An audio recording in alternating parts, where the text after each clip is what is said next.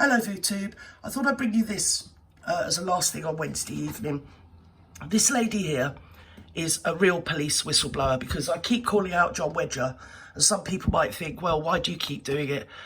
Because basically I've always believed that he's a put-up job, and he's full of BS.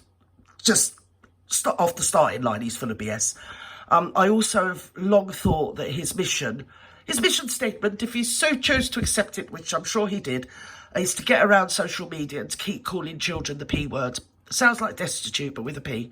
So they're child with a P to tutes, right? No such thing exists and never has existed, morally or legally. Not an issue in the Victorian times like he is, or his brain is. And this lady here is a real police whistleblower, and I'd love you to get over to Triggernometry and watch her. Her name's Maggie Oliver. The interview she gives, and just to compare and contrast the interview from a real police lady who's a real police whistleblower to a phony like Wedger, you can make your own minds up on it. The story she tells, well, I know the story. You'd have had to live under a stone for the past 60 years or so to not understand what she was saying was totally true in Britain. She was up against the complicity from the authorities, so it's local authorities, child professional authorities, social work authorities, even the Home Office, let alone the police authorities. The higher levels were all putting it at the feelers out that this ethnicity that is grooming these children on an industrial scale and are wording them and abusing them, committing SA on minors. And we're not talking guys that go down and cut out coal, we're talking minors. Humans that aren't yet adults. Got to be careful what you say on here. And it was all covered up, and her immediate boss said to her these white girls were just trash that really should have been killed at birth because they're going to add nothing to society. So there was no point in sticking up for them. There was no point in putting any police resources into giving them any sort of justice. And I mean, really, ergo, they deserved everything they got. We're talking about 8, 9, 10, 11, 12-year-olds. We really are. She gives a marvellous interview. She's a fascinating lady. And I'd love it if, well, I just wanted to big her up, really, to be honest. I think she's amazing. And she has single-handedly with somebody called Steve Lennon. I can't say his pseudonym name on here because I'll get into trouble. But his name's Steve Lennon. Him and her are the only two that ever stuck up for these poor children. Yeah, that includes me. I wish I could have done something. Maybe I didn't have the guts that they had. Maybe I didn't have the resources that they had. I always knew it was going on. Most people did. It was just awful. You didn't know what to do. You didn't know who to turn to because there was no awful. I mean, I never knew any of them. Let's get that right before I get my head in the block. I never knew any of them, but I knew it happened. I obviously don't live up north either. I knew it was going on. And nobody would do anything. And even if you did try and do anything, you hit the glass ceiling of the people in power who were pushing you back down and like threatening her with her job and her pension and one thing and another. And yeah, she's a marvellous lady, because now it is in the common vernacular that grooming gangs in Britain exist, and it's all ethnicities, but the ones that weren't being tackled, because all ethnicities you can tackle. If it's in the Catholic Church, they can tackle it nowadays. If it's in the Buddhist Church, they tackle it. If it's amongst the Sikhs, it doesn't matter, they tackle it. Jewish, they don't care. They go in, they tackle it. The laws are, you've got the Children Act 1989, children are protected under the law, and the adults that are, in safeguarding, that is their remit to protect children, and they've got the law to back them up as well, so that they can't be held personally responsible for grassing on people. And I say grassing in air quotes. It is actually their remit to report people.